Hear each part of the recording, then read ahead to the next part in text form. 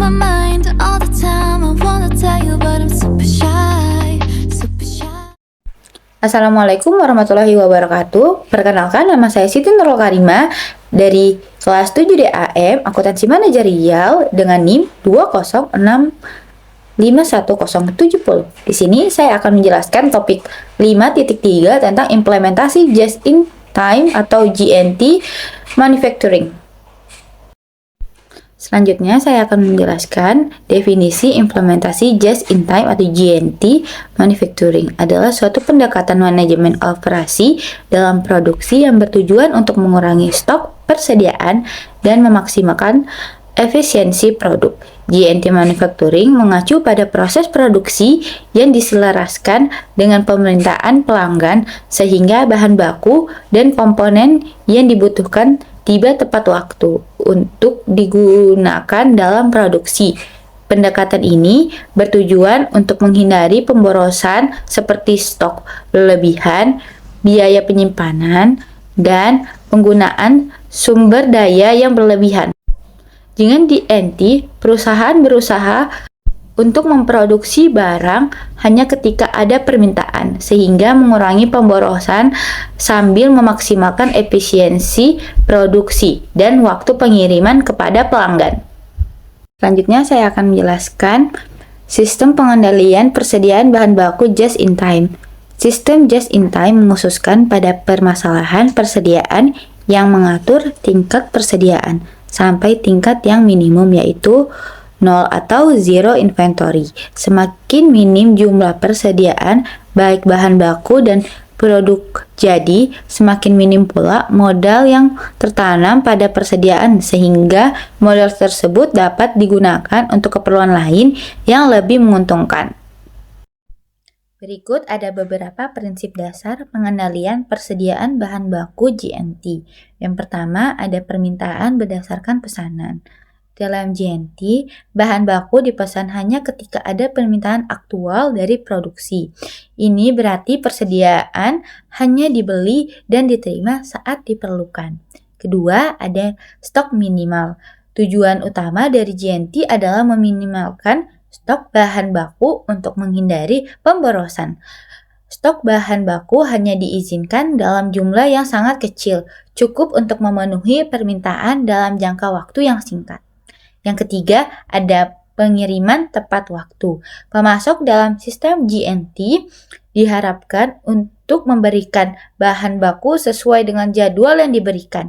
Hal ini memastikan bahwa bahan baku selalu tersedia saat diperlukan. Yang terakhir, ada kualitas yang tertinggi. JNT mendorong kerjasama erat dengan pemasok untuk memastikan kualitas bahan baku yang tinggi.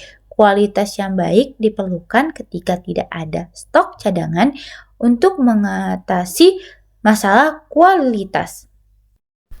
Kemudian ada rancangan deskriptif just in time.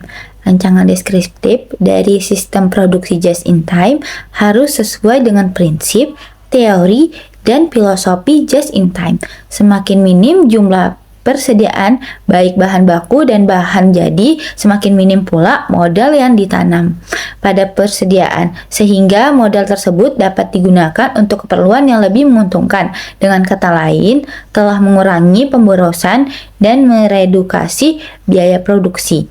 Sistem produksi just in time harus didukung oleh aliran produksi yang kontinu untuk menciptakan aliran produksi yang dapat dilakukan dengan memperbaiki tata letak perusahaan mesin yang digunakan yang harus otomatis.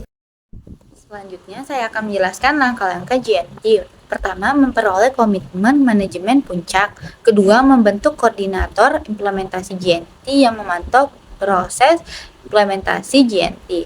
Ketiga, membangun tim kerja dan partisipasi total zero defect, zero inventory, dan kepuasan customer. Keempat, mengidentifikasikan rantai proses bernilai tambah ke diagram aliran proses untuk menyeimbangkan limit proses dengan tenaga dan fasilitas yang ada.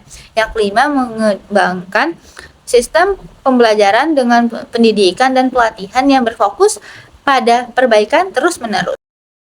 Kemudian ada filosofi GNT yang memiliki beberapa prinsip dan tujuan kunci. Pertama, ada eliminasi pemborosan. Filosofi GNT yang bertujuan untuk menghilangkan segala bentuk pemborosan dalam proses produksi seperti produksi yang berlebihan, persediaan yang berlebihan, dan waktu tunggu.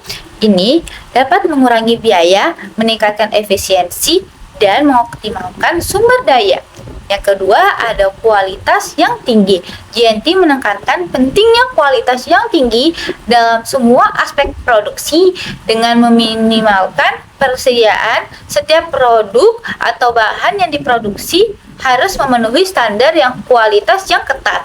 Yang terakhir, ada efisiensi produksi. GNT mendorong perusahaan untuk memaksimalkan efisiensi dalam proses produksi, mengurangi siklus waktu, menghilangkan aktivitas yang tidak bernilai tambah, dan meningkatkan produktivitas.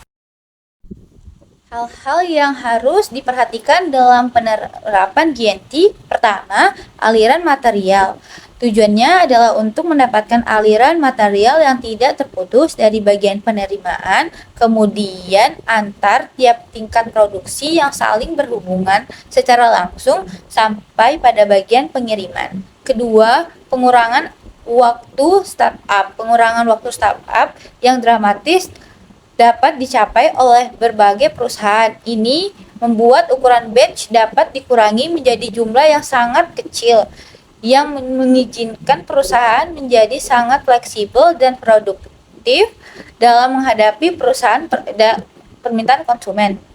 Ketiga, pengurangan lead time vendor sebagai pengganti dari pengiriman yang sangat besar dari komponen-komponen yang harus dibeli setiap 2 atau 3 bulan sekali. Dengan sistem GNT ini menerima komponen tepat pada saat operasi produksi yang membutuhkan.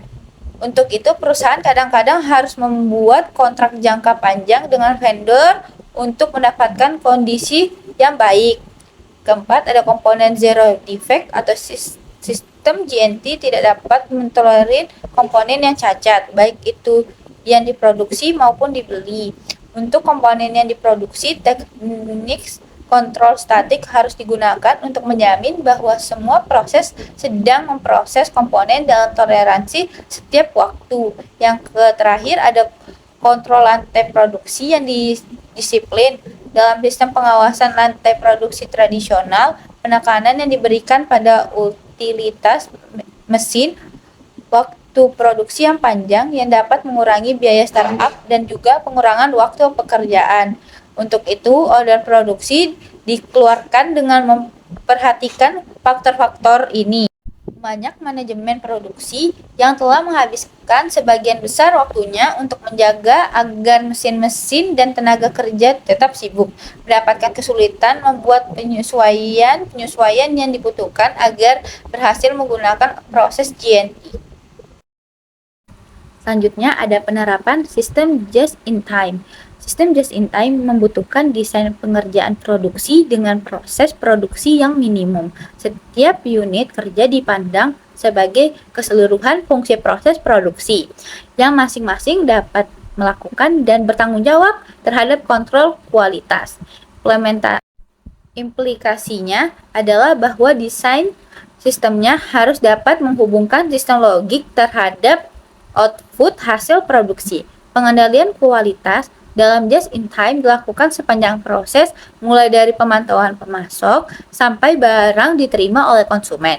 Setiap barang diharapkan memenuhi standar kualitas saat diterima oleh konsumen, dan setiap produksi diharapkan siap dipakai saat akan memproduksi barang, dan setiap pengantaran pesanan diharapkan tepat waktu. Oleh karena itu, proses produksi adalah hal yang sangat signifikan dalam sistem ini. Perusahaan akan memperhatikan utama yang pada kualitas tindakan pencegahan kesalahan dan kerusakan, dan membangun kerjasama yang baik terhadap setiap elemen pengerjaan produksi.